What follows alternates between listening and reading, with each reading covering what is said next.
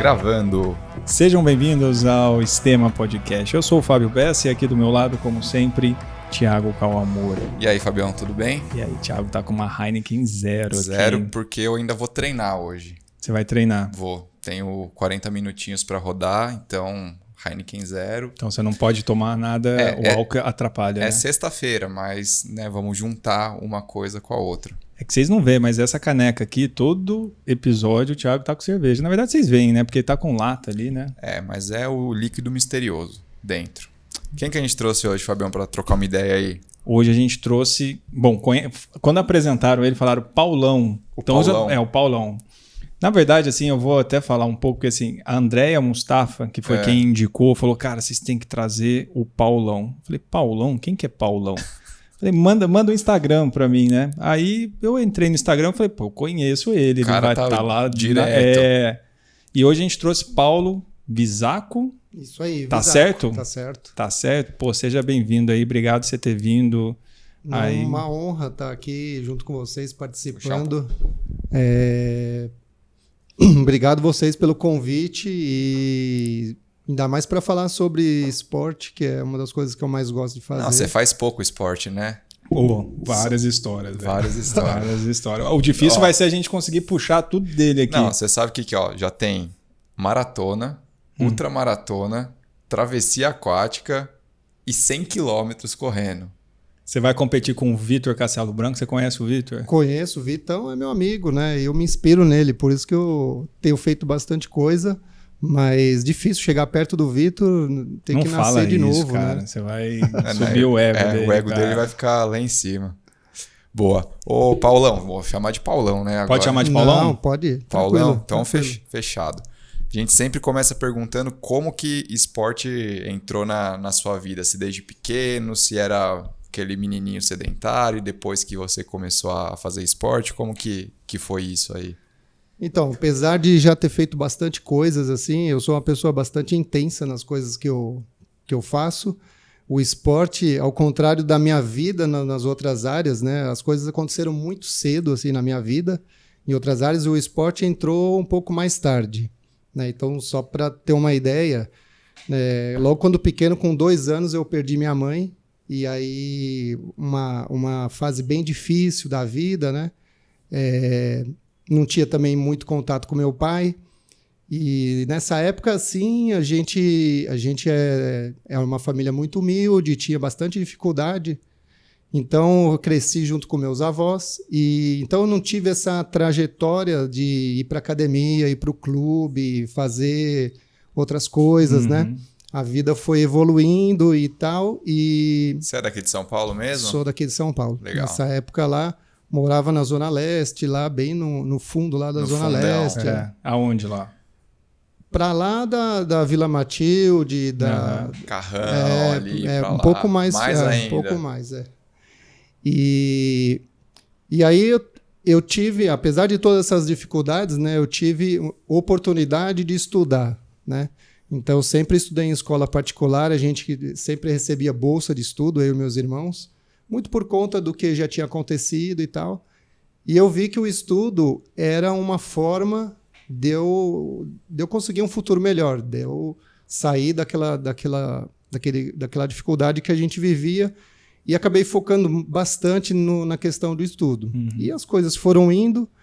A única coisa do esporte que tinha nessa época, eu jogava bola na rua lá com os moleques, mas nunca tive talento para futebol, então o esporte ele sempre ficou de lado na minha vida. E o tempo foi passando, assim, com 16 anos eu já estava formado programador naquela época. Legal. Então, assim, 30 anos atrás, né, era uma profissão bem nova naquela época. Né, tudo... 30 anos atrás tinha máquina de escrever ainda, não tinha, não? Tinha. Eu fiz curso da datilografia, né? Tudo, né? Cara, eu lembro disso no interior. Você nem lembra, né, Thiago? Thiago é novo, cara. Não sabe nem que Thiago é máquina de Eu lembro que minha avó... Só vê no museu. Minha avó acha que é uma impressora, né? Minha avó tinha uma máquina de escrever, cara. Aí eu brincava lá com os meus primos, tudo, não sei o quê, mas. Cara, tinha curso de datilografia, né? Pra ensinar técnica de. Tinha, porque pra você conseguir emprego na época, você precisava saber datilografar bem.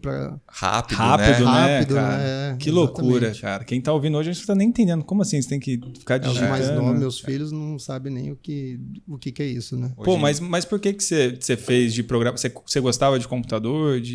Eu gostava, eu sempre gostei de tecnologia, né? E na época eu acabei vendo que era um caminho que ia acabar acontecendo para todo mundo, né? Uhum. Nessa época, um pouquinho depois dessa época, foi quando abriu o mercado, né? Não sei também, os mais novos não sabem disso, mas o Brasil não importava produto. Era fechado, né? O mercado era fechado até o Collor, que foi o presidente nessa época, que abriu o mercado, e aí começaram a vir os carros importados, os produtos importados, enfim. E aí, obviamente, que todo mundo ia ter que ter um computador, a tecnologia ia fazer parte da vida, né, das pessoas. E aí, como eu falei, as coisas foram acontecendo muito cedo assim, na minha vida. Com 17 anos eu já estava na faculdade, fazendo análise de sistemas e tal. E aí eu acabei entrando para o Exército, né? Sem querer, obviamente, naquela obrigatoriedade. E aí no Exército foi um outro desafio, porque eu não tinha nenhuma aptidão física para fazer nada, né? E aí o estudo, mais uma vez, me salvou, porque eu era a única pessoa que sabia programar e acabei levando lá para o Exército um monte de atividades que eles faziam manualmente, passaram a fazer tudo de forma online. Online não, que não tinha online na época, mas de forma digital, sabe? Então, a gente digitalizou um monte de processo lá que eles tinham. Você não teve que pagar 20, Colocaram você no escritório lá. Exato. Eu era peixe de todo mundo, porque eu, inclusive, fazia os trabalhos da faculdade de todos os tenentes, capitão, todo mundo mesmo? Que estava lá, trazia lá, eu preciso fazer um trabalho de tal coisa. Eu fazia todo o trabalho e entregava pronto para eles. Você deu bem lá no Os Exército. Estudos então. Salvando dos perrengues aí. Você serviu, Thiagão? Não servi, cara. Não. Eu fui, não é eliminado, né? Mas... Excesso de contingente. Excesso de contingente. Não, foi na primeira vez. Eu fui lá alistar e aí, cara, de primeira, não, você não precisa vir, não. Aí é estranho, né? Porque normalmente você já estava estudando, né? Então, eu já estava estudando. Eles dispensariam, né? Normalmente. Então, o que aconteceu nessa época, eu já estava assim, tudo certo, eu ia servir em Brasília, para você ter ideia. Em Brasília, E aí o que eu consegui, porque eu já estava na faculdade e tal, foi ter servido aqui em São Paulo. Aqui em São Paulo não, que era em Osasco, né? Era longe pra caramba, assim. Iam te mandar para Brasília? Tava tudo já no último minuto que eu consegui sair. Caramba. Mas essa época também era bem complicado, porque eu lembro que tinha que pegar 4 condução para chegar no quartel, porque tinha que estar lá às 7 horas da manhã, pronto, não sei o quê, e 4 para voltar. Era bem difícil. E todo dia, né? Tinha que fazer esse deslocamento ou ficava lá no então, quartel? Assim, algumas vezes você ficava por contra a sua vontade, né? Por um monte de coisa que acontecia lá. Mas eu sempre, assim, se eu tinha oportunidade de voltar para casa, eu sempre voltava. Eu nunca queria ficar lá. E lá que começou alguma coisa de mais atividade física, assim, ou ainda não? Lá ainda não. Assim, o esporte, assim, nunca... Porque eu tinha uma visão, assim, muito errada do esporte, né? Eu achava que esporte era para ir para a Olimpíada, né? Nunca pensei no esporte como esporte amador, igual eu penso hoje. Então, eu falava assim, não vou ser nenhum atleta olímpico, para que eu vou fazer isso? Além do mais, não tenho talento, né? Na minha cabeça, eu sempre tinha esse pensamento, não tenho talento para fazer essas coisas, então o esporte sempre ficava de lado, jogava uma bola, assim, de vez em quando, tal, mas não passava disso. Aí, quando eu estava já saindo do Exército, foi quando eu já tive a notícia que ia nascer minha primeira filha. Então, com 19 anos, já fui ser pai. Caramba, cara. Então, você vê que as coisas foram acontecendo muito rápido. E assim, bem cedo. Né? E aí, com isso, eu falei, eu tenho que me virar, porque como é que vai fazer, né? Vai nascer uma filha, aí eu resolvi, a gente tem que casar, tem que ter uma casa, nem que for um quarto e sala, entendeu? Mas a gente tem que ter uma casa e o mínimo para nascer um filho, né? Uma filha, né? E aí eu lembro que também eu tinha um emprego, arrumei mais um, aí vendia roupa na feira em final de semana e a gente ia se virando. E aí as coisas foram evoluindo, as coisas assim do lado profissional foram evoluindo cada vez mais, né? Bem. Eu com 25 anos, eu já era diretor comercial de uma das maiores empresas de informática que tinha no Brasil. Então, assim, a ascensão profissional ela foi super boa e nisso o esporte nunca nem passava foco pela minha cabeça. Né? Foco na carreira, filha, cuidar da família. E que legal, né, cara? Muito pioneiro, assim, né? Porque você começou lá atrás e foi crescendo junto com a tecnologia. E você viu o mercado todo se desenvolvendo, né? Vi o mercado todo se desenvolvendo. Nessa época eu já tinha 2 filhos, né, com 25 anos. E a vida continuava. Daí eu resolvi empreender, ter minha própria empresa por algum tempo, né?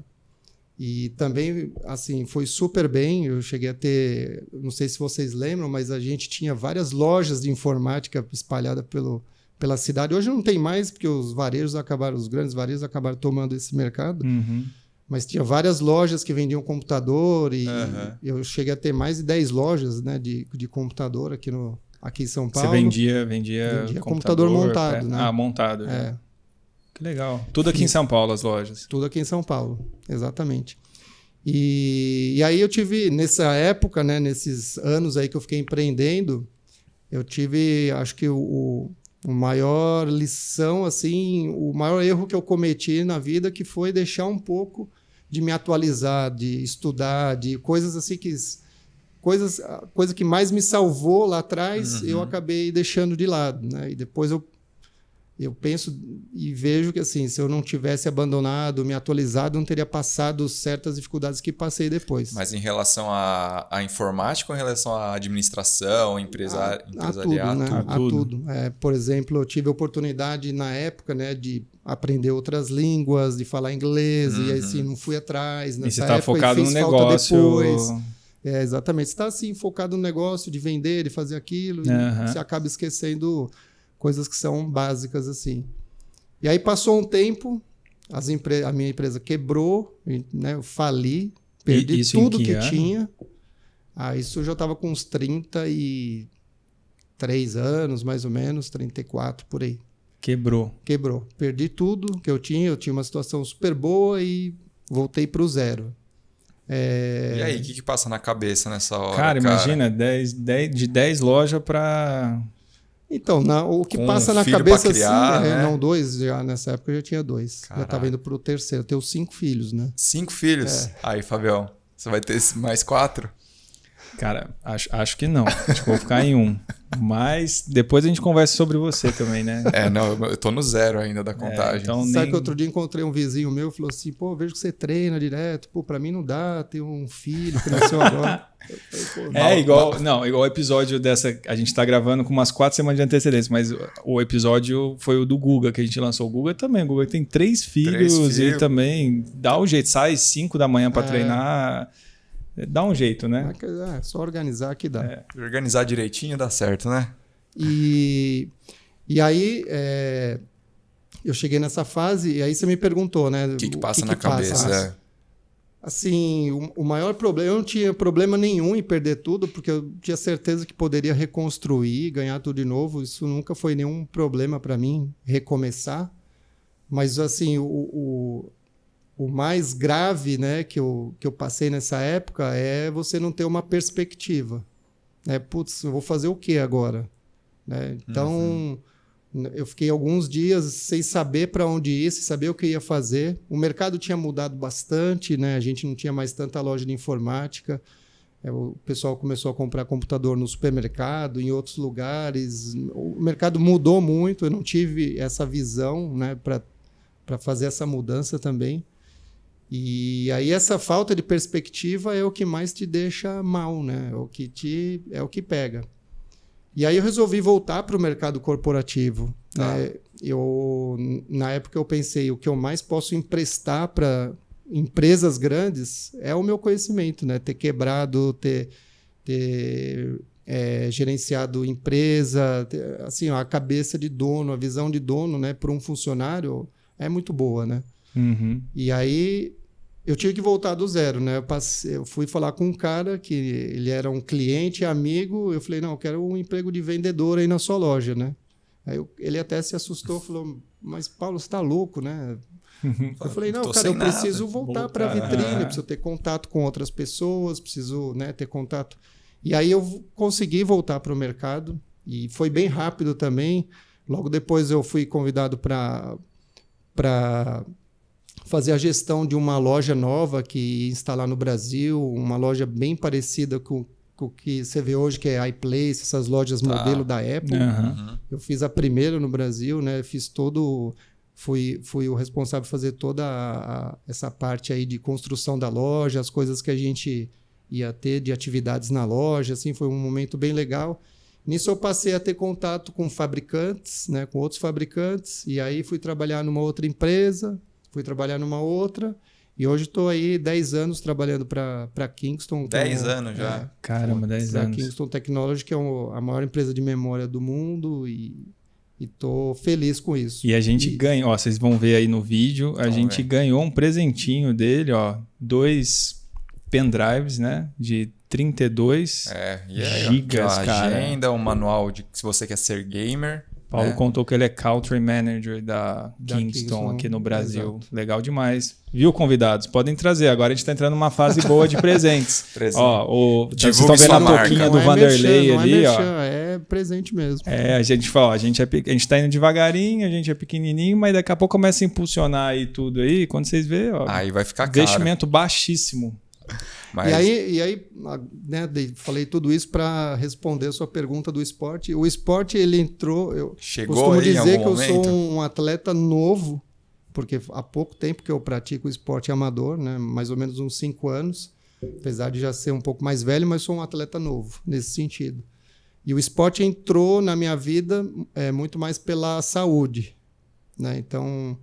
São 3 coisas hoje que eu foco, que é saúde, família e trabalho. Essas 3, nessa ordem mesmo, né? Show. Que são as coisas mais importantes que eu me dedico.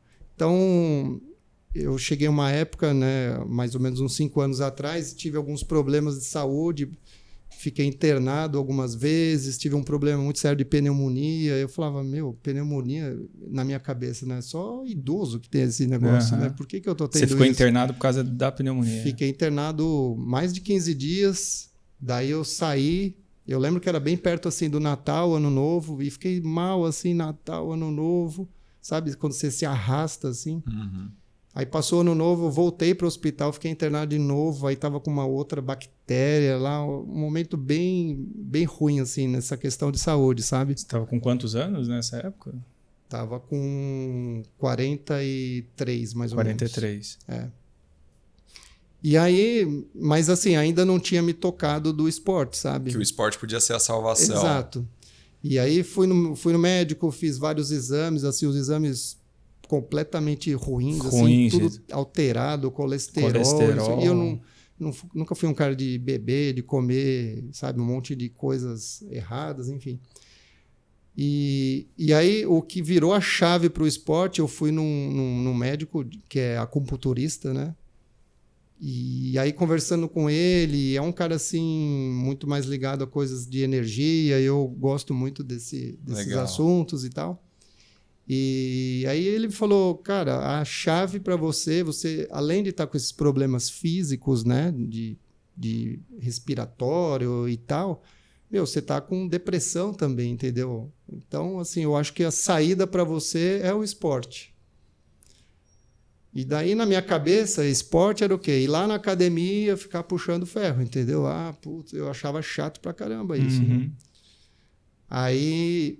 Conversando com a minha esposa, ela falou assim, eu conheço uma academia que todo mundo fala, Care Club, você não faz um...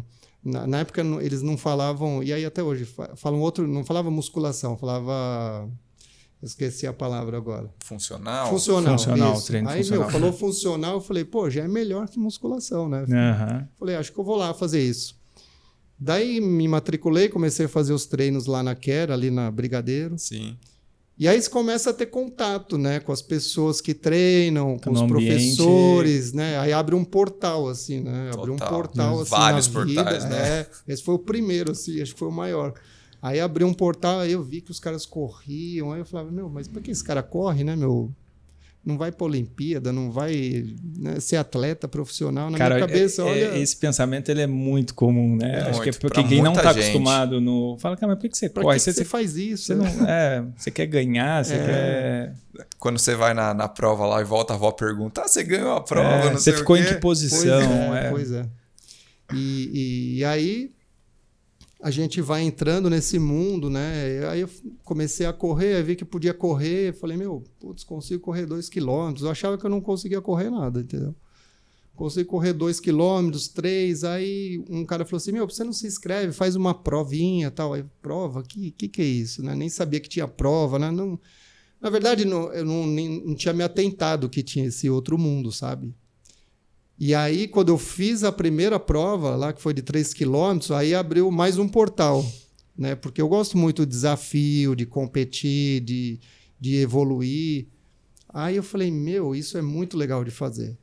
Esse é o esporte. Aí eu fiquei assim, muito interessado, porque assim, você tem um objetivo, aí você treina, você vai lá, porque assim, ir lá para treinar, para quê, né? Uhum. Isso não me agradava muito. Você começou a descobrir que tinha outras distâncias. Comecei a ver, falei, posso correr 5 quilômetros, e aí as coisas foram evoluindo. E aí uma coisa que eu percebi, que eu aprendi também, é que assim, eu não precisava de talento nenhum para isso, né? Precisava treinar, né? Precisava me esforçar. Você, né? Com você mesmo. Né? O esforço sempre vai ganhar do talento que não se esforça, né? Cara, isso é interessante, né? Porque tem gente que às vezes nasce com algum talento, mas não aproveita, né? No médio e longo prazo, vai ganhar o esforço... do talento que não se esforça, é certeza. Então eu vi que dava para fazer. E aí eu comecei a entrar nesse mundo, abriu vários portais assim. E a hora que eu conheci o triatlon, aí foi o portal mais legal que eu abri de todos. E como você conheceu aí vai o abrindo, triatlon? né? Você conheceu lá na Care também, assim? Ou foi em alguma prova de corrida que tinha um triatleta? Cara, como que isso foi é bem interessante, assim, porque eu gosto muito do desafio. Você falar para mim, legal é fazer tal maratona. Eu já vou atrás para ver o que tem nessa maratona. E aí, a gente estava conversando até no escritório lá, e um dos caras falou, legal é fazer Ironman. Aí eu falei, o que é Ironman? Aí eu comecei a ir atrás, e aí conheci o triatlo, mas que até então não tinha nem conhecimento, nem nada. E aí eu falei, é isso que eu quero fazer. Aí naquele mesmo dia eu saí do escritório, passei numa livraria, comprei um manual, tenho até hoje em casa, um manual da Federação Americana de Triatlon, uma bíblia, assim. Comecei a ver tudo, falei, cara, é isso que eu quero fazer. Legal demais. E, assim, você gostava de esporte, pelo menos, de assistir alguma coisa, ou também não era muito ligado? Então, eu gostava muito mais de futebol.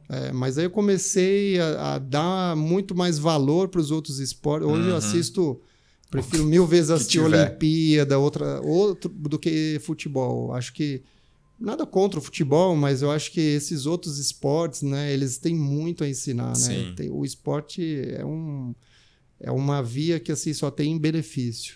E nessa época que você descobriu o triatlo, então estava fazendo o quê? Prova de 5, 10 quilômetros? Estava fazendo prova de 5, acho que já tinha feito alguma de 10, e aí falei, quero fazer triatlo, é isso que eu vou fazer. Aí já comecei a ver todas as coisas que precisava comprar, natação, bike, capacete. Naquela intensidade, né? Minha mulher falou, calma, aquele monte de coisa. Assim, já queria comprar tudo na mesma semana, né? Já achando que ia fazer o Ironman já no fim de semana seguinte. Eu falei, já vou me inscrever, pô. Já vou me inscrever. Aí a Rafa Sinisgali que fica louca, né? A médica do esporte, Cara, mas uma coisa que às vezes, né, eu sou contra você pular etapas, né, no ciclo. Claro que você vai fazer o short, faz o olímpico, mas eu acho que você, ao contrário do que acho que todos os técnicos, né, pregam, que é você se preparar para fazer uma prova, assim, eu acho que você tem que se jogar um pouco, entendeu? Tem que ir lá, se inscrever e aí sai para treinar. Eu acho que isso tudo vai te tornando, vai te evoluindo, entendeu? Você só se preparar, nunca voltar no auge de tudo para fazer uma prova. Então, eu acho que a prova ajuda muito, é um combustível para você treinar todo dia, né? E para você ter uma meta, né? O que eu faço hoje, por exemplo, é sempre ter uma meta num semestre e uma meta no outro. Às vezes põe um a mais, assim, né? Que o treinador não gosta. Mas... porque, em 5 anos, o tanto de coisa que ele já então, fez. Isso que eu quero saber aí, como é que vai ser essa evolução. Porque a gente entramos agora aqui nos portais do universo da corrida, do triatlo. É tipo um videogame, vai abrindo as fases, né? as fases. E cada fase que abre mais outra e mais outra. E a gente tem muita prova cascuda para falar ainda aí. Então falar assim da minha primeira prova, que não foi nem um triatlo, foi um aquatlon. A prova era nadar 1000 e correr 5. Ali no Guaiúba, né? Uma prova lá do Circuito Mares, bem tranquilo assim de fazer e tal. E aí eu achava que tava, né, campeão nessas provas aí, nadando muito e tal. E aí comprei a roupa de borracha, né?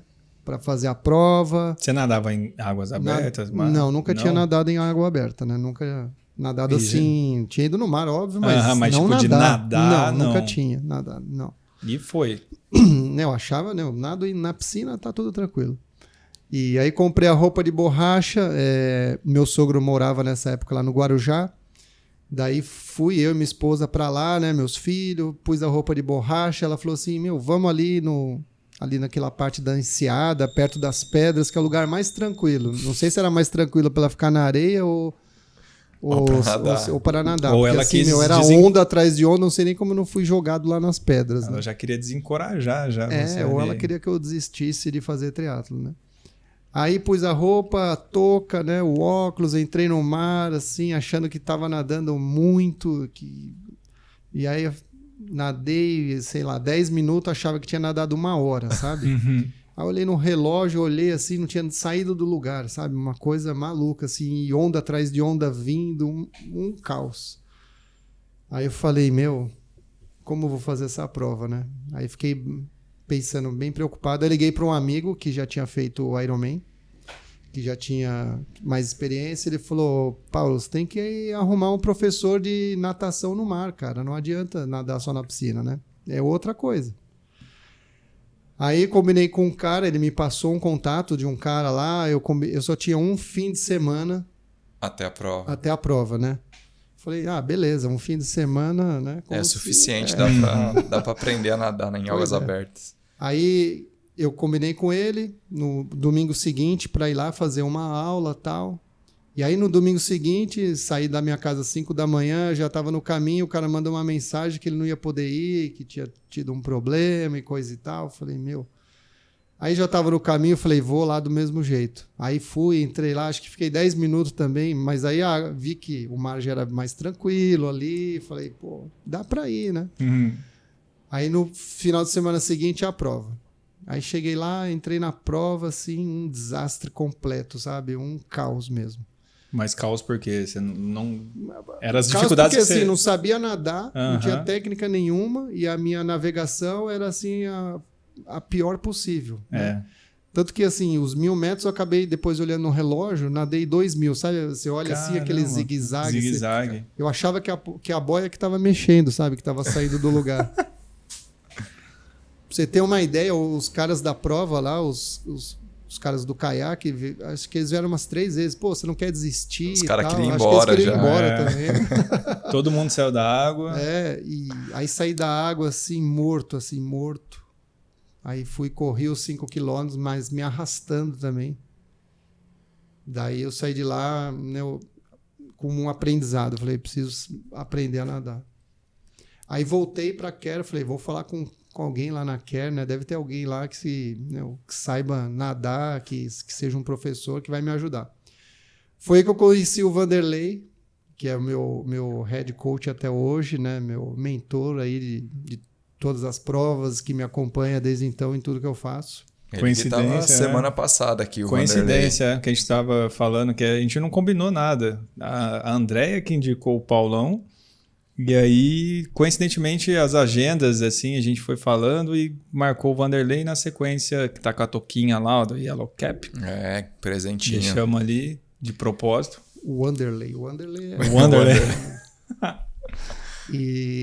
E aí, quando eu conheci ele, né, foi um choque, assim, de realidade também, né? Porque eu cheguei lá, contei para ele a história, ele ficou me olhando assim e falou, ou você é muito louco, ou você é muito corajoso, não dá para entender. Entra aí na piscina e nada para eu ver. Aí eu entrei, nadei um pouquinho, saí, ele falou, cara, você é um irresponsável. É um irresponsável. Ele usou essa palavra, irresponsável. E ele fala bem baixinho, né? A Care Club inteira todo mundo ouviu. Você é um irresponsável. Você não pode nadar, você tá louco, entrar no mar assim é um perigo. E eu já tinha, um baita medo de entrar no mar. Eu falei, putz, agora piorou, né? Aí eu falei, mas é o seguinte, eu já tenho marcado um short, que vai ser a minha primeira prova de triatlon, né? E eu preciso nadar. Ele falou, mas para quando que é? Ele achava que assim eram, sei lá, uns 6 meses para frente. Falei, não, é 1 mês. Daqui a 1 mês eu tenho que fazer essa prova. E aí? Ele falou, cara, aqui é eu posso ensinar natação, não fazer milagre, entendeu? Bem assim mesmo. Aí ele falou, procura um cara, que é o Fernando Aldi, que é um professor de natação de mar também. Faz uma aula com ele e se ele falar, que você pode ir para a prova, aí a gente vem, vamos fazer os treinos aqui e você faz a prova, que não vai ter nenhum risco, né, de acontecer nada. Daí eu fui, fiz o treino com o cara. O cara falou, precisa melhorar muito, né, Paulo? Tá bem ruim, tá? Ele foi mais ameno ali. Ele foi mais político, assim, sabe? Ele bem ruim, mas dá para fazer. Mas dá para fazer a prova, entendeu? Dá para fazer.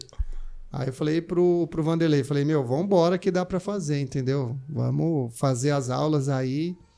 E aí 1 mês depois, fiz a prova. A prova foi super boa, fiz um super tempo. Melhor que esperado. Melhor, E, assim, eu nem esperava um tempo tão bom que eu fui embora depois que eu vi que eu tinha ficado em 5º na categoria.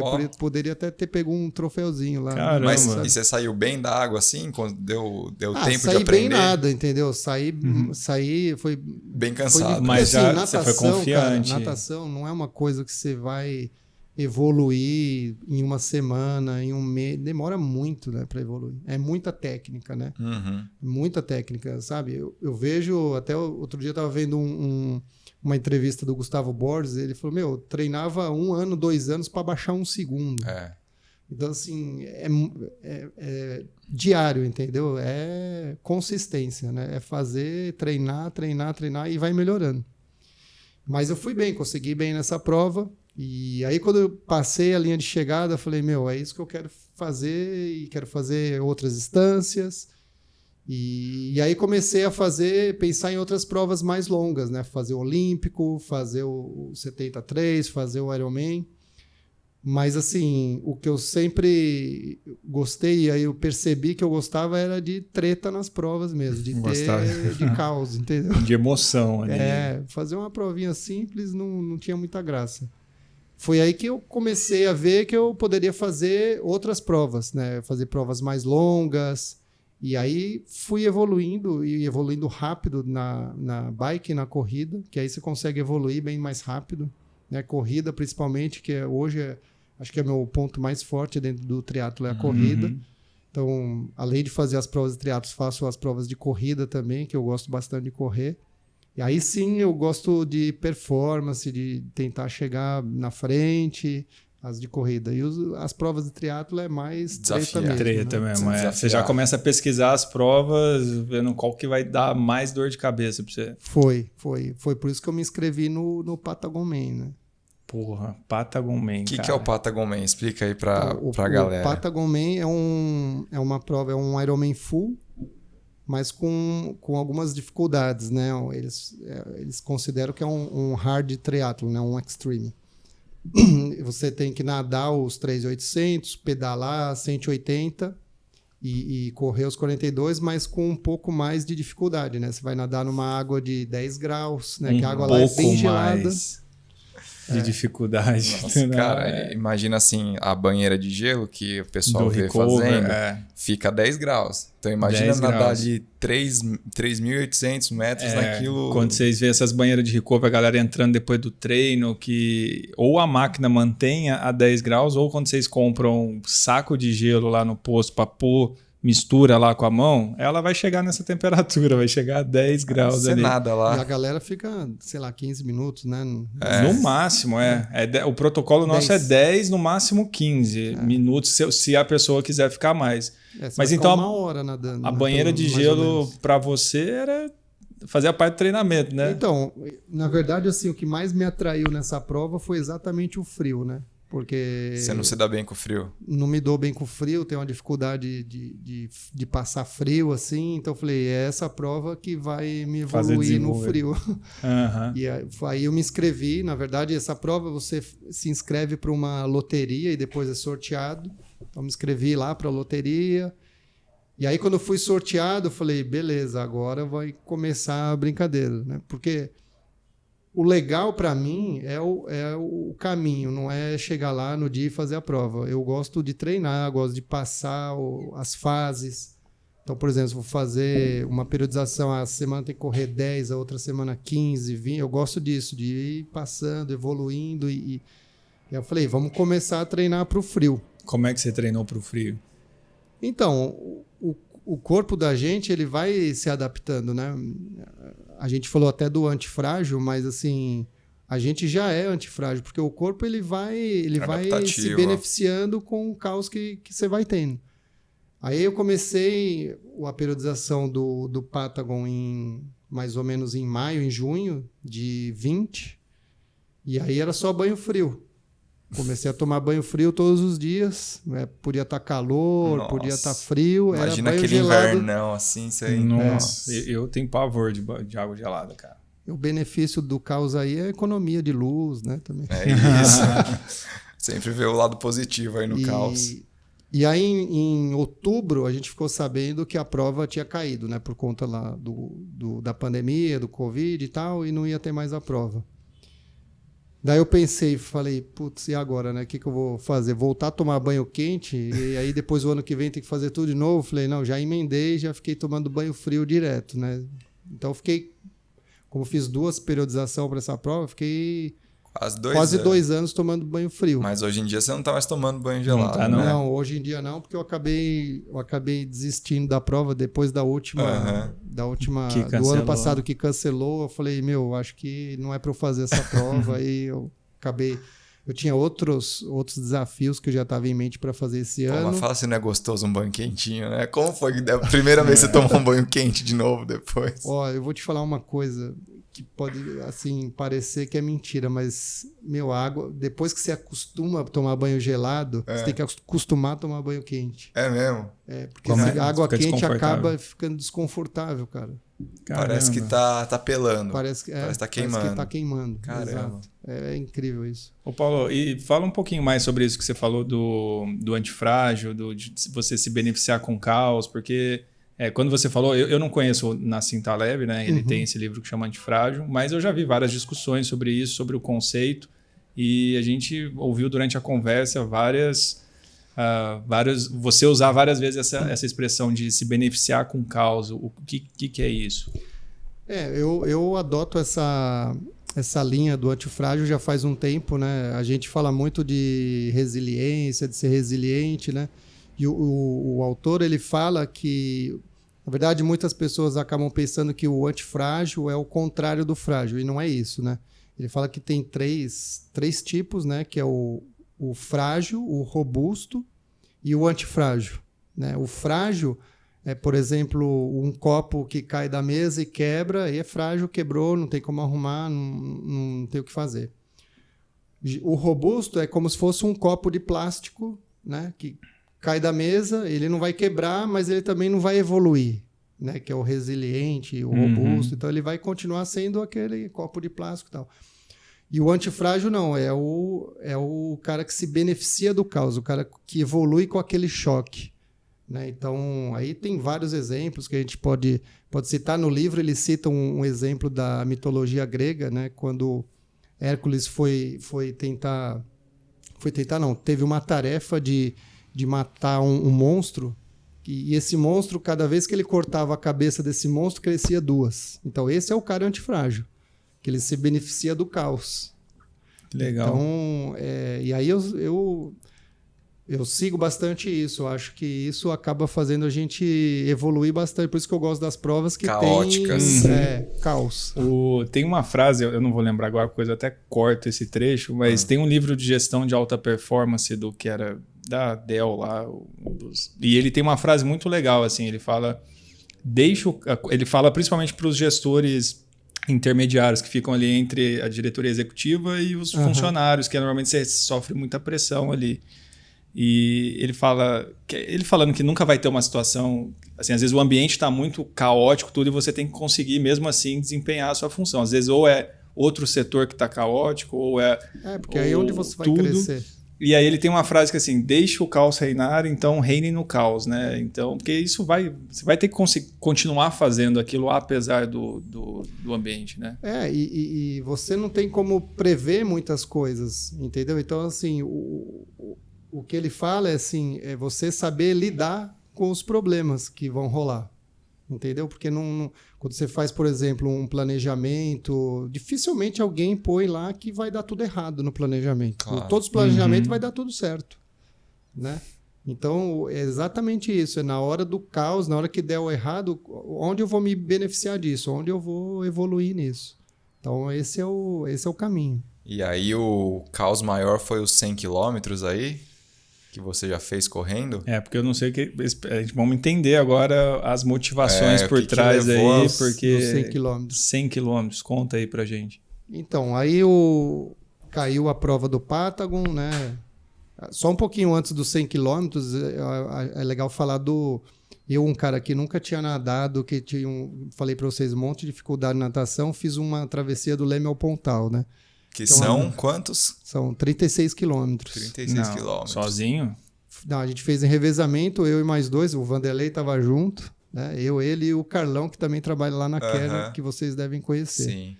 Sei. A gente fez essa travessia aí de 36 quilômetros, que você sai lá do Leme, né? E vai até o Pontal nadando.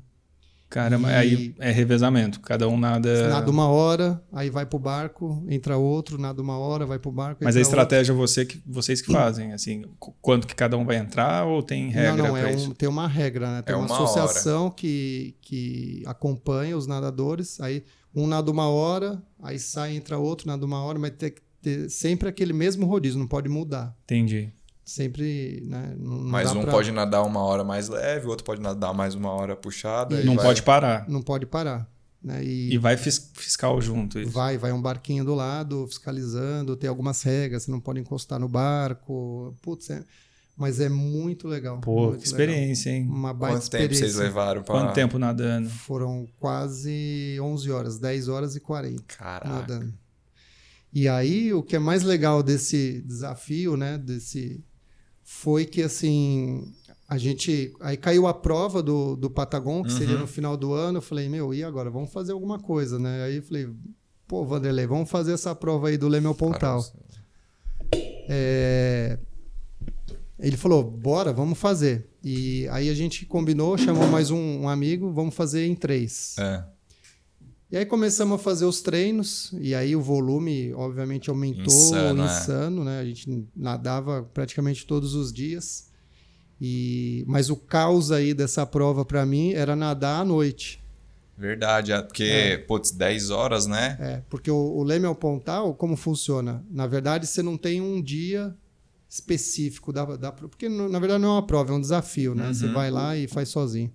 Mas você não tem um dia, vou fazer dia tal. Você tem uma janela para fazer. Tem que estar condição do mar, né? Exatamente. Então você vai e viaja para o Rio, aí você fica lá, sei lá, do dia tal até o dia tal, naquela semana, naquela janela, para fazer a prova. Aí o cara fala, é hoje à noite que vai rolar a prova. Puta. E geralmente começa à meia-noite e tal.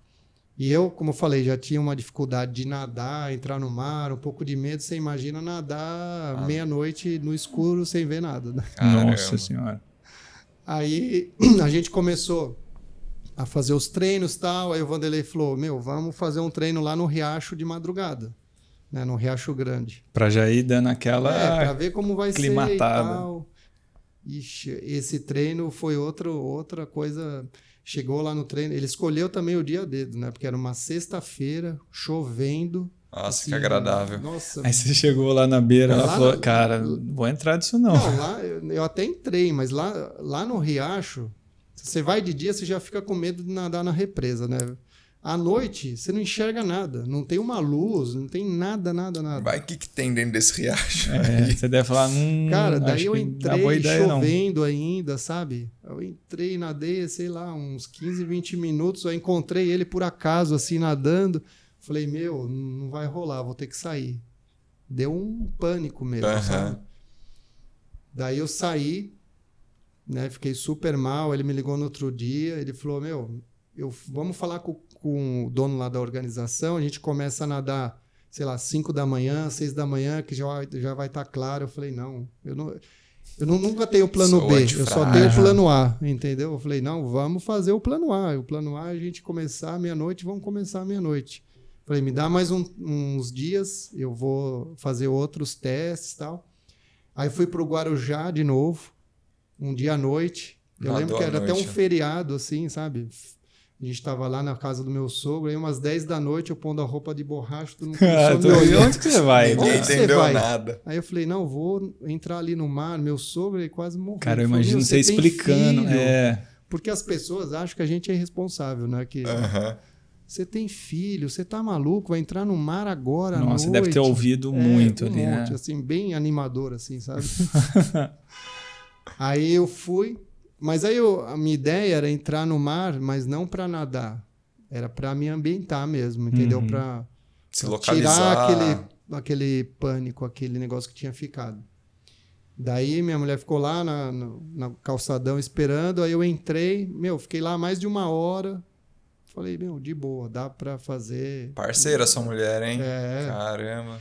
Cara, quando você vai fazer triatlo, tem que envolver a família. Se a família não estiver envolvida, você não Edna falou isso, né? Da maratona também. Quando você inscreve na maratona, você se inscreve, inscreve a família inteira. Exato. Tem que envolver a família. Meus filhos, uma coisa que é muito legal.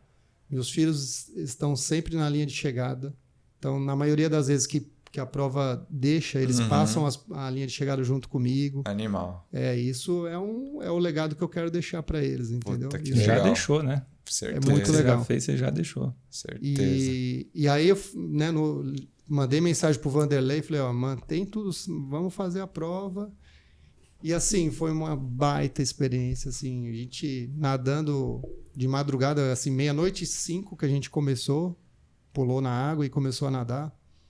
E aí você vê o dia amanhecendo, nadando no Rio de Janeiro, assim, uma experiência surreal, assim, muito legal.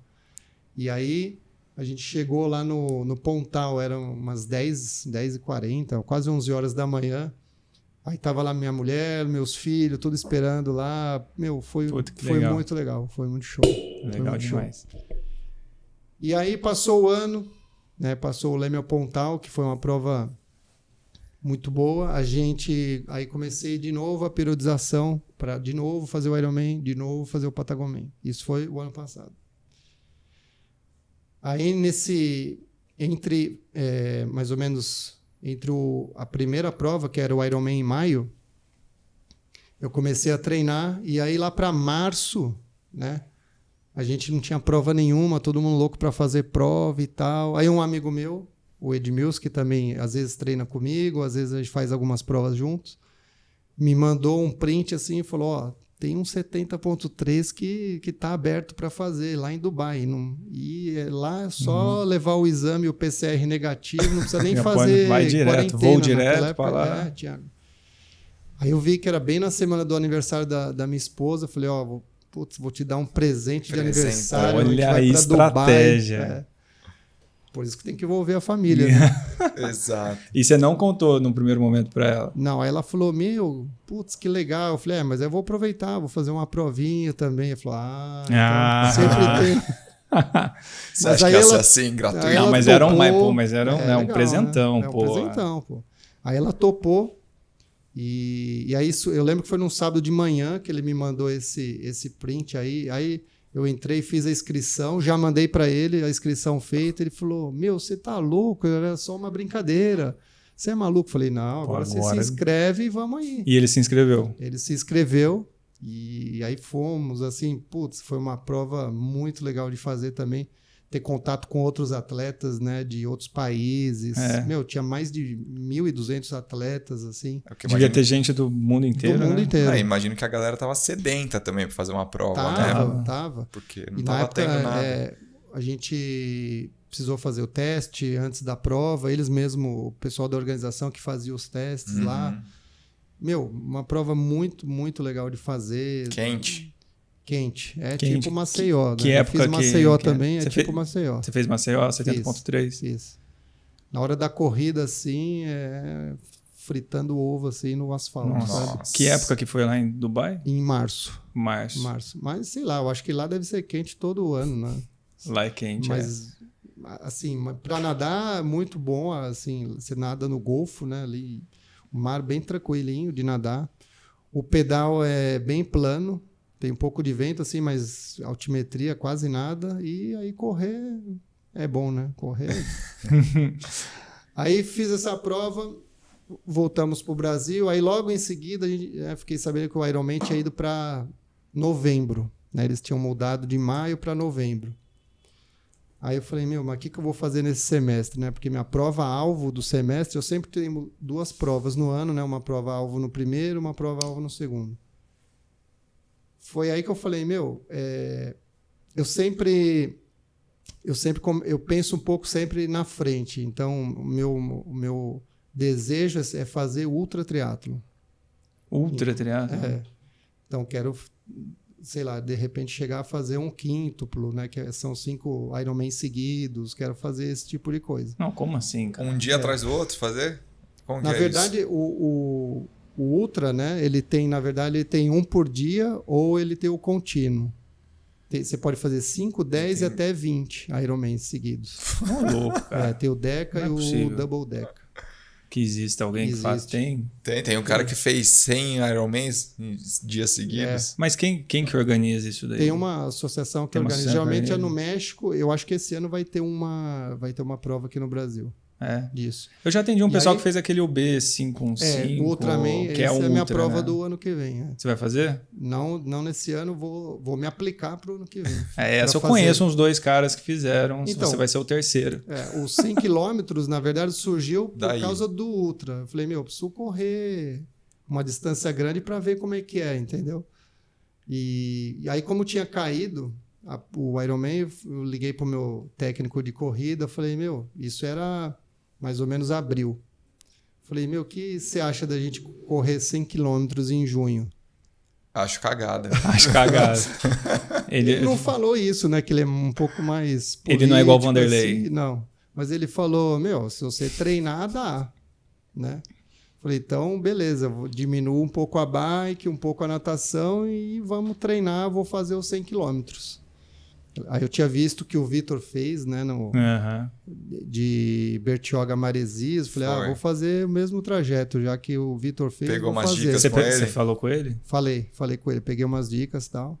E aí foi muito legal, porque eu consegui também fazer como que essa prova fosse uma prova beneficente. Então falei com alguns patrocinadores, a gente conseguiu arrecadar uma grana para uma galera aí que estava precisando. Legal. E isso, no fim, acabou mais me ajudando do que ajudando as pessoas, porque eu lembro que quando eu estava lá na corrida, no caos, eu falava, tem pessoas lá que estão esperando eu chegar nos 100 quilômetros, então não vou parar. Você fez, então, acabou fazendo uma arrecadação para... Fizemos uma arrecadação de valor, dinheiro, a gente conseguiu arrecadar R$7.000, conseguiu ajudar, acho que 70 famílias que estavam precisando naquela época da pandemia. Sensacional. Animal. Foi muito legal. Aí vocês compraram cesta básica. E a gente acabou distribuindo.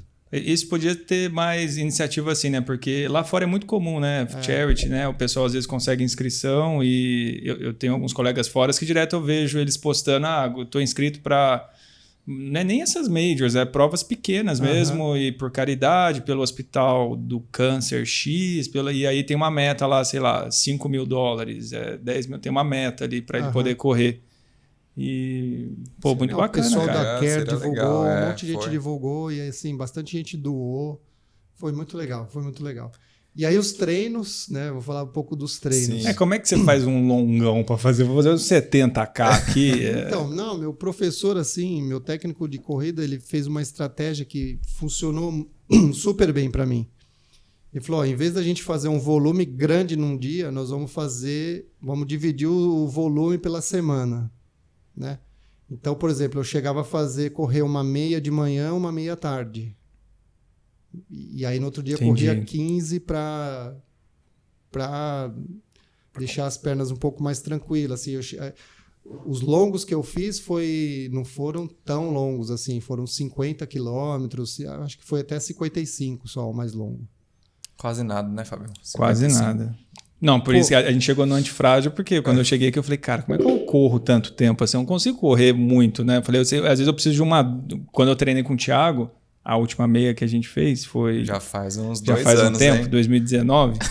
Eu ia muito a gente ia junto, correndo e tal. Aí eu perguntei pro Paulo, cara, como é que eu sou mais resiliente? Aí que ele falou, cara, você não tem que ser resiliente. Tem que ser antifrágil. Por isso que um parênteses aqui desse assunto aí. Mas aí, então, mais longo chegou aos 55. Chegou aos 55. E assim, eu fiz lá no Ibirapuera. 55 no Ibira? Caramba, velho. Cara, eu lembro que às vezes eu fazia, por exemplo, 35 na esteira. Os caras da academia falavam, meu, tá tudo bem e tal. Porque eu lembro que eles tinham turnos lá, os professores. Sim. Aí, tipo, dava 1 hora, saía um, depois entrava outro. E você tava lá correndo. Falava, meu, tá tudo bem? Eu imagino os tiozinhos da água de coco lá do Ibira também, vendo você rodar o dia inteiro. Pô, cara, esse cara tá aqui ainda, não é possível. E eu fiz todos os treinos sozinho. Sem correr com música, nada. Se ouvindo. E aí você vai percebendo o seu corpo, né? Olhando um pouco a mecânica, se você está fazendo as coisas corretas. E aí, com tudo isso, as pessoas falam, mas você fica pensando o quê? Não tenho tempo para pensar nada na corrida. Tenho tanta coisa para perceber e olhar que você não tem tempo para ficar pensando em outras coisas, né? Porque senão você perde o foco, né? E como é que foi essa relação com o seu corpo nesse período de treino para o 100K, assim, questão de lesão, de nutrição? Eu acho que, assim, a coisa mais inteligente foi exatamente a questão de lesão. Eu não tive nenhuma lesão, porque eu não fiz pancada, não corri 70 quilômetros. Vai agora, corre 70 quilômetros. A gente foi sempre dividindo o treino. Fracionando. Tudo bem que eu corria, assim, cheguei a correr 480 quilômetros no mês, por exemplo. Caramba. Eu sei que deu mais de 1.000 quilômetros, 1.200 quilômetros corrido de treino na periodização. Mas assim, 0 lesão, nenhum tipo de lesão. Caramba, que bom. E o mais incrível, assim, é que é aquele negócio do antifrágil. O corpo, ele vai evoluindo com o caos. Então, ele viu, putz, um dia esse cara correu 15, no outro tá correndo mais 15, então o corpo vai se preparando. E no dia do 100K, como que foi? No dia do 100K... Acordou que horas? Como é que foi isso daí? Eu contratei até uma equipe de vídeo para filmar, porque, putz, na verdade, assim, eu contratei uma van... E aí chamei alguns amigos, falei, vocês topam correr, sei lá, 10 quilômetros junto, depois entra um, entra outro. Aí o Vanderlei foi também, o técnico de corrida também foi. Porque também não dá pra ser um puta ritmo, né, cara? Você vai mais cadenciado, então dá pra ir uma galera, né? Exato. E aí a gente foi num grupo de 7 amigos, né? Saímos... eu lembro que eu quase nem dormi essa noite, porque assim, eu tinha que acordar 3 da manhã... E assim, já era, sei lá, meia-noite, não conseguia dormir, sabe? Tava bem ansioso para fazer. Porque a gente ia largar às 6 da manhã daquele posto de gasolina que tem lá em frente ao condomínio lá de Bertioga. Né? Aí a van chegou, o pessoal chegou, todo mundo. Aí fomos, né? 3 da manhã, a gente saiu mais ou menos, 3:30 da manhã, saímos de casa e fomos lá para Bertioga. E, um dia maravilhoso. E no fim acabou atrapalhando um pouquinho. Aí os primeiros 60 quilômetros, assim, foi tranquilo demais, assim. Tava até achando estranho. Falar, cara, muito fácil. Foi muito tranquilo. Aí no quilômetro 60, o que a gente fez? Eu fui 50 quilômetros e voltei 50, né? Daí no quilômetro 60 a gente deu uma paradinha lá de 10 minutos para comer alguma coisa e tal. Aí ali eu tive um probleminha. né? Comecei a passar um pouco mal, a perna endureceu muito. E Sai aí, do estado que tava ali, né, no fluxo. E aí você tem que usar... Eu faço também um acompanhamento com uma psicóloga do esporte, né? Aí você tem que usar todas as ferramentas que você conhece. Falar, cara... Os caras falam, vamos, já correu 60, só falta 40. Mas aí você fala, só falta 40, é uma maratona, né? No estado que eu tava. Aí falei, não, eu tenho que usar... Por exemplo, uma das ferramentas que eu sempre uso e uso nos treinos é fatiar o treino. Então, aí eu falei, esquece do 40, vamos correr 10. Então, aí corria 10, aí depois mais 10. E aí tem outras ferramentas que você vai usando. E aí chegamos nos 100 km. Eu lembro que a hora que estava chegando no posto ali, estava 99 e um pouquinho. Aí eu passei o posto, todo mundo ficou olhando. Falei, não, eu tenho que dar 100 aqui no relógio. É mesmo, cara? Você ainda... Faltava uns 300 metros assim, sabe? Eu falei, não, espera aí, tem que dar 100. Aí eu fui um pouquinho mais, voltei, aí deu 100. Falei, agora beleza. E aí tava a família lá esperando? Aí tava a família, todo mundo. Minha mulher tinha comprado umas medalhas aí para todo mundo que foi. Inclusive, até o Edu pediu para eu levar uma foto e a medalha que ele vai colocar. Verdade, estamos esperando. Na Care do Vila Lobos. Parque do Vila Lobos. Parque Vila Lobos. Isso. Mas assim, eu lembro que nas horas mais difíceis, assim, o que eu falei, essa coisa do beneficente me ajudou demais, entendeu?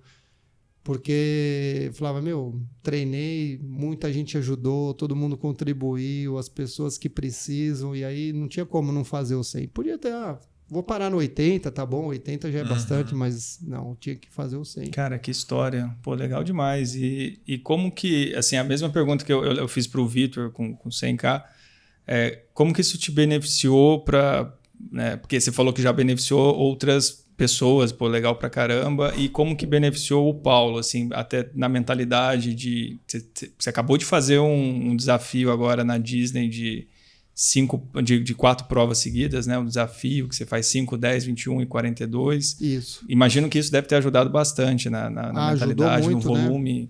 Ajudou muito, porque a partir do momento que você começa a correr outros volumes, né? Não sendo, assim, querendo me gabar, mas assim, você falar assim, vamos ali correr 20 quilômetros, hoje em dia para mim é bem tranquilo, entendeu? Não é um negócio... Você muda o parâmetro aí, não né? é que eu, tenho que me preparar, não posso ir ali correr os 20, porque meu corpo já está acostumado com isso. E aí ter feito esse desafio da Disney aí, que eu fui mais pela diversão e pelas férias, né? A família também. O mais difícil lá é ir nos parques com as crianças. Correr a maratona era descanso, fácil, entendeu? Correr todos os dias lá era descanso. E o que você achou lá do desafio lá da Disney? Cara, eu achei, assim, para mim foi bem, assim, não é tranquilo, assim, mas foi bem de boa. Eu fiz sem pensar em tempo e acabei fazendo assim, meu RP em todas as distâncias, né? Por exemplo, maratona eu peguei índice, eu quero fazer em breve, começar a fazer todas as majors. Já peguei índice para fazer 2 majors. Aí depois eu fui ver lá eu não olho tanto isso, mas fui ver a classificação. Eu fiquei em terceiro na minha categoria na maratona, em terceiro na meia. E ainda, eu não sei se os caras que ficaram em primeiro e segundo fizeram a meia no dia antes, entendeu? Então, cara, que legal. Assim, bem tranquilo, assim, bem de boa. É isso que o caos te beneficia, entendeu? Todo esse caos que eu passei, né? Você tem um benefício que você começa a correr outros... Mesmo dos 21 para os 42, fez bem, se sentiu bem, assim, tranquilo. O 21... Quando eu fiz... A gente faz primeiro o 5, aí o 5, eu até falei, lá as corridas começavam às 5 da manhã, então você tinha que acordar umas 3 e pouco. Falei, nem compensa fazer esses 5, né? Acordar e daqui a pouco já tá de volta. Foi muito rapidinho, assim, 20 e pouquinhos minutos. Aí, no outro dia eu fiz os 10, aí nos 10, o Edmilson, esse meu amigo, foi junto. Ele falou, você ficou em terceiro nos 10. Eu falei, putz, nem tava nem... Aí eu falei, então eu vou correr um pouco mais forte, na meia e na maratona. E aí consegui também ficar em terceiro nas duas. Legal. Pô, aí quais são os próximos desafios aí que você está planejando? Que a Disney foi agora, né? Foi recente. Disney foi agora. Você falou que normalmente você tem 2 metas, na verdade você tem no mínimo uma meta por semestre aí, né? Quais que são? Se eu não der uma emboladinha aí, vai ter 3 provas, assim, alvo. Se tudo der certo, fazer o Ironman de Floripa, finalmente, né? Era para estar fazendo já o 3º, né? Uhum. Mas fazer o Ironman de Floripa, é a primeira, em maio, é o primeiro alvo. Aí eu estou inscrito para fazer uma prova do Insanoman, que é em junho, um mês depois do Ironman. Insanoman. Já vai servir de... E aí já é um ultra, né? Então, o que é? Eu não conheço. Insanoman é uma prova que acontece lá entre Bertioga e Maresias, também lá onde eu corri os 100 km. São 2 dias, um sábado e um domingo. E aí no primeiro dia você nada 7 km e pedala 285, se eu não estiver enganado, 283, 285. E no segundo dia você corre 49 km.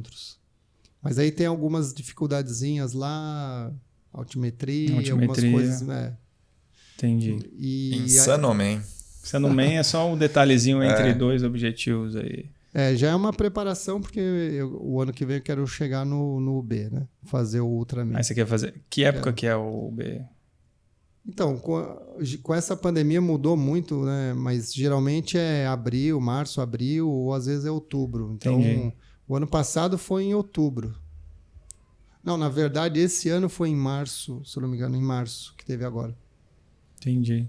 E aí são 3 dias, né? O Ultraman são 3 dias, sexta, sábado e domingo. E eu imagino que você deve olhar isso aí e falar, cara, vai ser um caos, não sei como que eu vou fazer, mas eu vou fazer e vai se beneficiar disso. Alguma coisa vai acontecer ali, né? Exatamente. Eu acho que o principal é ter esses problemas mesmo na prova, entendeu? Pra quê? Fácil. E isso assim, você traz para o lado profissional também, essas coisas do caos, né? De buscar essas coisas muito loucas. Como que você enxerga isso? Na verdade, o esporte está muito ligado tanto a sua vida profissional quanto a sua vida pessoal. Tem muita coisa que corre em paralelo, né? Você falar de foco, disciplina, consistência, isso tudo se aplica para a vida profissional, sem dúvida. E a questão do antifrágil é a mesma coisa, né? Você vai se preparar para fazer o ano X, mas você tem que estar preparado para os problemas que vão acontecer. Como eu vou sair desses problemas, né? Como eu vou me beneficiar desses problemas. Então, eu acho que isso tá bem envolvido. E quando a gente pensa no triatlon, né? Assim, o triatlon, ele na minha opinião, é um equilíbrio. Né? Não adianta ser um baita nadador, mas não saber pedalar nem correr. Não adianta ser um baita corredor. Então você tem que ter um equilíbrio. Eu acho que isso na vida é o principal. Nem sempre, quase nunca a sua vida corre tudo para o mesmo lado. Então você pode às vezes estar bem, sei lá, com a sua família, mas a saúde está mais ou menos e o lado profissional está ruim, né? Então eu acho que o segredo aí é equilibrar as 3 coisas, né? Saúde, família e trabalho, e tentar ir girando os pratinhos para que eles fiquem bem, né? Legal. Sensacional. Muito bom. Excelente. E olha, a gente, puxando para o final aqui, ó, a gente ganhou um livro, A Marca da Vitória. Mostra da lá Nike. pra câmera, ó. Esse livro a gente vai sortear. A gente vai sortear um presente Instagram. do Paulo para vocês. Então, no post oficial desse episódio, comentem. Comentem o quê? O que vamos comentar? Não sei, marca um amiguinho aí. Marca a Nike e... Pô, marca a Nike, vai com a Nike. Porque marca a manda Nike. uns tênis pra nós, uns Pegasus. Esse livro é do fundador da Nike. Do fundador da Nike. Muito legal. Então, marquem a Nike e um amiguinho. E um amiguinho. A Nike e um amiguinho. E aí a gente vai sortear esse livro aí pra alguém. Paulo, então você trouxe esse livro, você falou eu li esse livro do Taleb. E eu ia trazer como sugestão, né, de um livro que eu li, e aí eu resolvi trazer. Eu acredito muito que a gente pode ir passando também o livro para outras pessoas ir lendo, essa coisa mais colaborativa. Eu acho legal ter isso. Não adianta, eu vou fazer o que com o livro? Já li, posso passar para outro ler e se beneficiar também. E esse livro é muito legal. Aí conta a história desde o começo da Nike. Você imagina que, tirando as empresas aqui à parte, mas imagina o cara criar uma empresa e concorrer com uma gigante que já era a Adidas no momento, E hoje em dia você vê o tamanho que é a Nike, né? É uma coisa que vale a pena ler, é uma história bem legal. Inspira, bacana. E aí, minhas indicações de livro? Isso, quais são indicações. os outros? Você falou do Taleb, o falou Antifrágil, né, Antifrágil. do Taleb. É um livro de cabeceira, assim, um livro que é um guia. Para mim, acredito bastante nessa teoria dele. Outro livro que eu li, que eu indico também, é O Poder do Hábito. Poder do Hábito. Que é muito legal. Esse eu já li. Você já leu, né? Já li, Você cara. vê como funciona, né? E isso é muito real. É muito real. Nos dois sentidos, né? Até do hábito negativo, né? Dizer, você pegar uma época igual foi férias, aí eu me alimentei mal, aí não treinei, e aí você vê que isso vai puxando só coisa ruim. Ao mesmo tempo, eu comecei agora a segurar a alimentação, fazer um pouco de treino, e aí você vai vendo que a rodinha ali vai te puxando para cima, né? Não, e aí te coloca muito nessa questão que todo mundo fala da disciplina, da autodisciplina, né? Quando você atinge esse nível de ser autodisciplinado, né?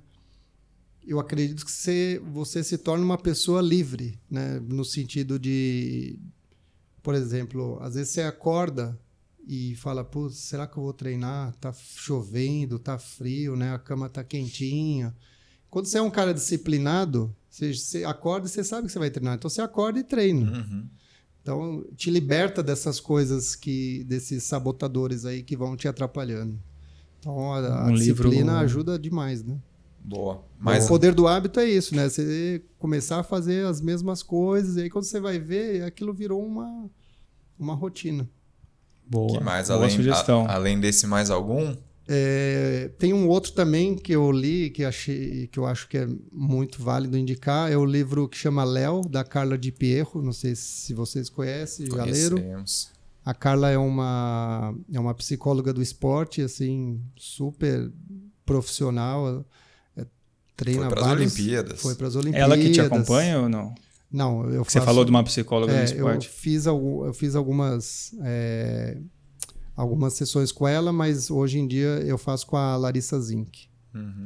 Que também é do Léo, que faz com o Léo, né? Que faz com o Léo. Léo de Deus, que também esteve aqui. A Larissa, ela é da onde? Da Neurosport. Neurosport. É de Campinas? De Campinas. Eu sei quem é. Eu sei, não era da Care? Não foi um tempinho na Care? Ficou um tempinho lá. São esses aí os livros que eu indico. Legal. Bom demais. Muito bom. Bom, acho que... Não, desculpa, cortei você. Pode ir. Não, eu ia brincar, mas... Eu ia encerrar. Eu ia brincar. Fala aí, brinca aí. Dá umas dicas pra esse menino aqui, que ele tá desde o... Cara, você deve ter ouvido alguns episódios, você falou que ouviu. Cara, o livro do Agassi... Cara, ele fala que é legal, que puta, não sei o que, mas ele pega pra ler no domingo, uma vez, 30 minutos. Quando eu tenho cara. tempo. Quando tem tempo, cara. O cara tem 5 filhos. Lê primeiro O Poder do Hábito, aí você já vai... Boa dica. Não, mas agora, cara, falta assim 2 capítulos do Agassi. Então aqui, eu me comprometo, daqui 2 episódios. 2 episódios. 2 semanas, cara. Nossa, tá bom. Eu vou terminar o Agassi. Você terminou já? Qual que você tá? Do Agassi? Tá? Tô no começo ainda. Então tá bom. Acho que o segredo é você se colocar assim, vou ler, sei lá, 2 páginas por dia. E aí aquilo começa... Porque se você colocar uma meta muito grande de começo, acho que frustra. Frustra, né? Então você, vou ler o livro todo amanhã. Aí você não lê, aí você já desiste. Que assim, por exemplo, eu podia levar o livro na mala e ler num intervalo que eu tenho, assim, mas eu não faço isso, entendeu? Aí eu deixo ele em casa ali, aí, cara, eu leio... mas se compromete a ler, sei lá, 1 capítulo por dia, aí quando você vê, já acabou o livro. Aí você já entrou nessa... Vou tentar usar alguma estratégia aí. Eu tenho uma estratégia. Qual que é a sua estratégia? Você tem que ler antes de ir pra clínica. Antes de ir? Eu tive uma época que eu acordava, que agora eu atendo às 6 da manhã, então eu já acordo às 5 mas antes quando eu atendia às 7, às vezes eu acordava às 5 e aí das 5 às 6 eu ficava lendo, porque dava mais ou menos 40 páginas de leitura numa hora, então em 10 dias você lia um livro, né? Eu fiz com 2 livros, depois eu parei, mas era um horário muito bom para calmo, assim, para ler e você guarda muito bem. Uma coisa que funciona muito para mim é você planejar o que você vai fazer no dia seguinte. Então, isso até inconscientemente você já está sabendo que vai rolar no dia seguinte. Então, sei lá, das 6 às 7, igual você falou, eu vou ler o livro. Aí depois vou fazer isso, depois vou fazer aquilo. Aí você já acorda... Você faz isso normalmente? Faço. Normalmente não, sempre. Você faz... O que você vai fazer fazer amanhã? Treinos... Amanhã é? Sábado. Amanhã é sábado. Amanhã eu tenho um treino lá no Riacho para fazer. No Riacho? Que treino do quê? Na próxima semana eu vou fazer o Internacional de Santos, então vou fazer um simuladinho. Simulado. Vai uma galera fazer esse simulado, tô sabendo. Boa. Muito bom, Paulo. Obrigado aí por você ter vindo. Pô, deu para aprender bastante coisa, muita história desses 100K da Disney, das ultramaratonas que vão rolar aí. Se quiser deixar uma mensagem pro pessoal, você deixou uma frase aí escrita na lousa, fique à vontade. Bom, eu que agradeço o espaço, o tempo de vocês. Na verdade, a ideia é mais dividir um pouco das coisas que eu já passei. E acho que a principal mensagem, né, é essa aqui mesmo, né? É fazer coisas. Eu acho que essa frase define bastante o meu perfil, fazer coisas que qualquer um pode fazer, mas que quase ninguém faz. Bacana demais. Muito, viu, Fabião? Você tem que ser essa pessoa aí também. Eu acho sensacional. Eu aprendo com... Cara, cada episódio eu aprendo aqui, quando você faz 1% do que ninguém faz, você vai ter um resultado melhor do que 99%. Eu acho que você já é 1%, viu, cara? Você acha? Eu acho. Bom, então... Parabéns. Vou dar um desconto pra você. Muito bom. Quer deixar você algum ter me cobrado. Você quer deixar algum recado pra galera? Não, cara. Não? Você nunca quer deixar nenhum recado, cara, né? Não tem recado nenhum. Tá bom, então sigam a gente nas redes sociais, no Spotify, Estema Podcast, no Instagram, Estema Podcast, no YouTube, Cortes do Estema. Chica Almura, Fábio Bessa, até semana que vem. Tchau. Valeu. Bom demais.